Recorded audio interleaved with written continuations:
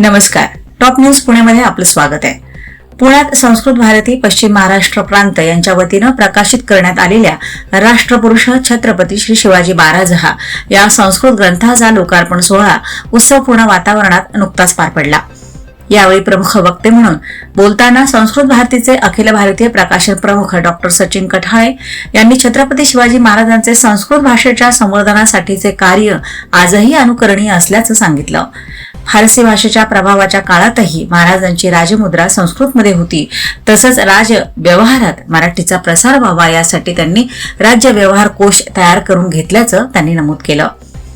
भावे प्रशालेच्या गावडे सभागृहात झालेल्या कार्यक्रमात भोसरीचे आमदार महेश लांडगे यांच्या हस्ते ग्रंथाचं लोकार्पण करण्यात आलं. साताऱ्याचे आमदार शिवेंद्रसिंह राजे भोसले यांनी ध्वनिचित्रफित संदेशाद्वारे शुभेच्छा दिल्या. अध्यक्षस्थानी संस्कृत भारतीच्या पश्चिम मध्य क्षेत्राचे अध्यक्ष प्रसाद जोशी होते. ग्रंथाचे लेखक डॉक्टर गिरीश आफळे यांनी ग्रंथनिर्मितीचा प्रवास उलगडला. शिवचरित्रावरील 22 संस्कृत ग्रंथांच्या आधारे सिद्ध करण्यात आलेल्या या ग्रंथात 27 अध्याय, 120 तळटीपा, 30 रेखाचित्र आणि 3 नकाशांचा समावेश आहे. संशोधक, विद्यार्थी आणि संस्कृत प्रेमींसाठी हा ग्रंथ महत्त्वपूर्ण ठरणार असल्याचा विश्वास यावेळी व्यक्त करण्यात आला. संस्कृत भाषेचे संवर्धन आणि छत्रपती शिवाजी महाराजांचं राष्ट्रकार्य नव्या पिढीपर्यंत पोहोचवणारा हा उपक्रम विशेष ठरत असल्याची भावना मान्यवरांनी व्यक्त केली. अशा समाज उपयोगी आणि जनजागृतीपर कार्यक्रमांची माहिती आपल्यापर्यंत सातत्याने पोहोचवणाऱ्या आमच्या YouTube चॅनलला लाईक, शेअर आणि सबस्क्राईब करा आणि ही माहिती आपल्या मित्रपरिवारापर्यंत अवश्य पोहोचवा. संस्कृत भारती पश्चिम महाराष्ट्र आज बाले स्कूलमध्ये जे काही सभागृह आहे या ठिकाणी संस्कृत भारती पश्चिम महाराष्ट्राद्वारा आयोजित संस्कृत शिवचरित्र प्रकाशन झालेलं आहे. अतिशय छान कार्यक्रम झालेला आहे. बऱ्याचशा पेठाच्या बाजूच्या सर्व नागरिकांनी या ठिकाणी गर्दी करून या पुस्तक प्रकाशनामध्ये सहभागी झालेले आहेत. अजूनही संस्कृत ज्या पद्धतीने आपल्या समाजामध्ये पोचलं पाहिजे, शिवचरित्र पोचलं पाहिजे, ते पोचत नव्हतं. तर असा अनोखा प्रयोग आपण केलेला आहे. हे जे राष्ट्रपुरुष छत्रपती श्री शिवाजी महाराज हे जे पुस्तक आपण प्रकाशित केलेलं आहे त्या मागचा आपला उद्देश काय होता ते सांगितलं तर नागरिकांना बरं होईल. पर्यंत मराठी भाषेमध्ये शेकड्यांनी शिवचरित्र लिहिली गेलेली आहे. त्याच्यावर संशोधनही झालेलं आहे आणि होत आहे. त्या सगळ्यांचा आधार घेऊन मी सरल संस्कृतेन लिखितम इदम शिवचरितम अस्ति इत्युक्ते एकदम सरळ आणि सोप्या संस्कृत भाषेत हे शिवचरित्र लिहिलेले. आता हे का लिहिलं तर लोकांना असं वाटतं की संस्कृत ही मेलेली भाषा आहे, पण हे तसं बिलकुल नाहीये. आणि संस्कृत भाषेला आत्ताच्या मोदी सरकारने खूप पाठिंबा दिलेला आहे, प्रोत्साहनही दिलेलं आहे. NEP न्यू एज्युकेशन पॉलिसी नवीन शैक्षणिक धोरणानुसार संस्कृत भाषेसाठी मोदी सरकारने खूप काही केलेलं आहे. असंच कार्य छत्रपती श्री शिवाजी महाराजांनी त्यांच्या काळात केलेलं होतं. त्यावेळी जरी लोकांची भाषा मराठी असली आणि महाराजांचा पत्रव्यवहार जरी मराठीतच असला तरी महाराजांनी संस्कृतला का प्रोत्साहन दिलं हा एक विचार करण्याचा हे आहे. त्यावेळी दाक्षिणात्य यावनी म्हणजे अरबी, उर्दू, फारसी भाषेनी मराठी भाषेवर आक्रमण केलं होतं.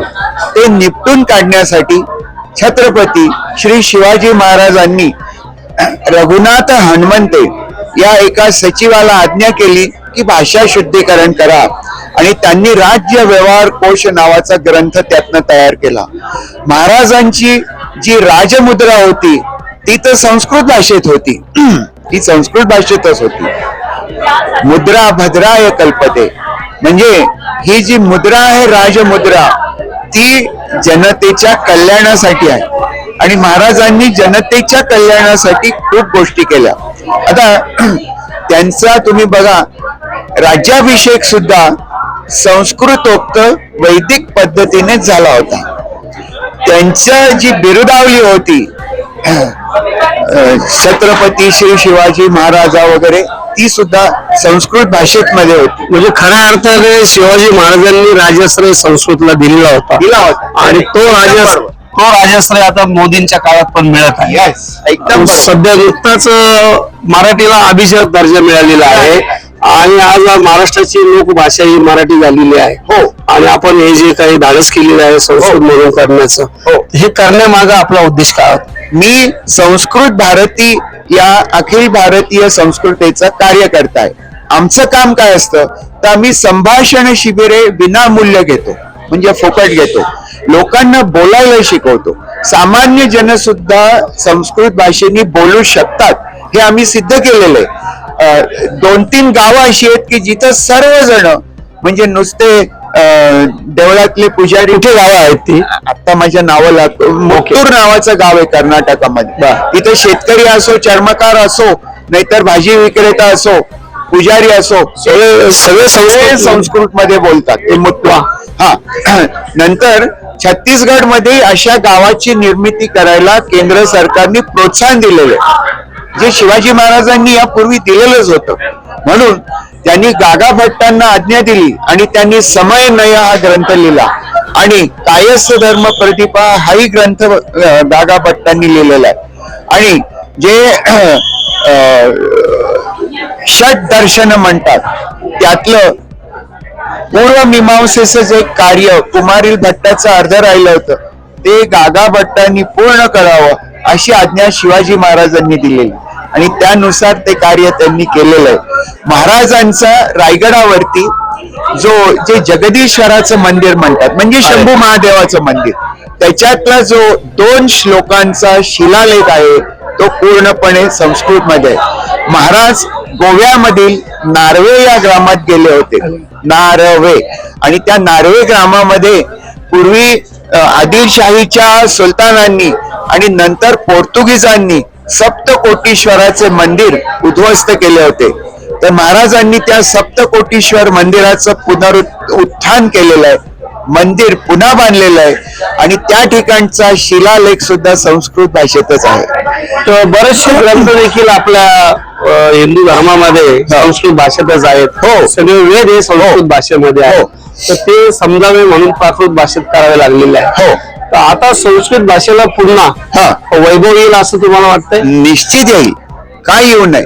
जर इस्रायल सारखा छोटासा देश त्यांची लुप्त झालेली हिब्रू भाषा पुनरुज्जीवित करतो तर भारतासारखा विशाल देश का करू शकणार नाही. तुम्हाला एक गंमत सांगतो. पूज्य डॉक्टर बाबासाहेब आंबेडकर त्यावेळी राज्यघटना बनवत होते. त्याचं लिखाण आणि चर्चा त्यावेळी चालू होती आणि भारताची भाषा, राजभाषा कोणती असावी अशी चर्चा झाली. त्यावेळी काही सदस्यांनी, लक्ष्मीकांत मैत्र आणि 1-2 होते, यांनी संस्कृत असावी असं म्हटलं. कारण इंग्लिश ही त्यावेळी शक्य नव्हती आणि हिंदी भाषेला दाक्षिणात्यांचा विरोध होता, दक्षिणेतील भाषांना उत्तरेच्या राज्यांचा. संस्कृत ही अशी एकच भाषा होती संपूर्ण देशामध्ये. 2च भाषा होत्या की इंग्लिश आणि संस्कृत. मग गुलामीची भाषा इंग्लिश ठेवायची का संस्कृत ठेवायची? तर पूज्य डॉक्टर बाबासाहेब आंबेडकरांनी संस्कृतला पाठिंबा दिला होता आणि नंतर त्यांना पत्रकारांनी बाहेर विचारलं. नवभारत टाइम्स मध्ये ती बातमी आलेली आहे, वृत्त आलेलं आहे. तर पत्रकारांनी त्यांना विचारलं की संस्कृत का, वाय संस्कृत? डॉक्टर बाबासाहेब आंबेडकरांनी उत्तर दिलंय, वाय नॉट संस्कृत? का नको मध्ये, का नको सांगा. बरोबर. आणि सगळे पत्रकारांना निरुत्तर झालेले होते. तर संस्कृतचं महत्व त्यांनी जाणलेलं होतं. तर आपण या ठिकाणी आलेलो आहोत. या पुस्तकाचे जे लेखक आहेत ते लेखक आपल्या सोबत आहेत, डॉक्टर गिरीश आपळे. त्यांचा हा जो प्रयत्न आहे की हे शिवरायांचं जे चरित्र आहे ते चरित्र संस्कृत मध्ये आलं पाहिजे आणि संस्कृत भाषेला पुन्हा पुनरुज्जीवित मिळून आज संस्कृत भाषेला प्राधान्य दिलं पाहिजे. कारण जर कधी वेद शिकायचे असतील, आयुर्वेद असू द्या, सामवेद असू द्या, कोणताही वेद शिकायचा असेल तर संस्कृत भाषेतून जर कधी तो वाचला गेला तर त्याचं ज्ञान आपल्याला चांगलं मिळणार आहे. म्हणून हा एक त्यांचा प्रयत्न आहे. तर आपण राष्ट्रपुरुष छत्रपती श्री शिवाजी महाराज हे पुस्तक घेऊन नक्कीच वाचावं आणि काय लिहिलेलं आहे आपल्या सरांनी त्याच्यामध्ये ते आपल्याला नक्कीच अनुभवायला मिळेल.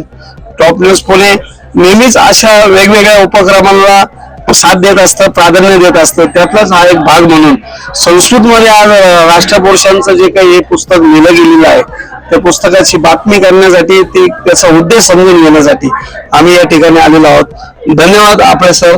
असेच प्रयत्न आपल्याकडून होत राहावे आणि आपली संस्कृती, आपला इतिहास जास्तीत जास्त जगावर, जगाच्या पाठीवर प्रत्येक शहरामध्ये जावा, प्रत्येक व्यक्तीपर्यंत जावा अशी आपण अपेक्षा करतो. टॉप न्यूज पुणेसाठी कैलास गायकवाड. त्याच नवनवीन बातम्या व घडामोडी पाहण्यासाठी आमच्या चॅनलला लाईक, शेअर व सबस्क्राईब करा. टॉप न्यूज पुणे जाहिराती व बातम्या देण्यासाठी संपर्क मुख्य संपादक कैलास गायकवाड. संपर्क क्रमांक 8080 17 80 77. पुणे शहरात न्यूज रिपोर्टर नेमले आहेत. इच्छुकांनी वरील मोबाईल नंबरवर संपर्क साधावा. Top news Pune.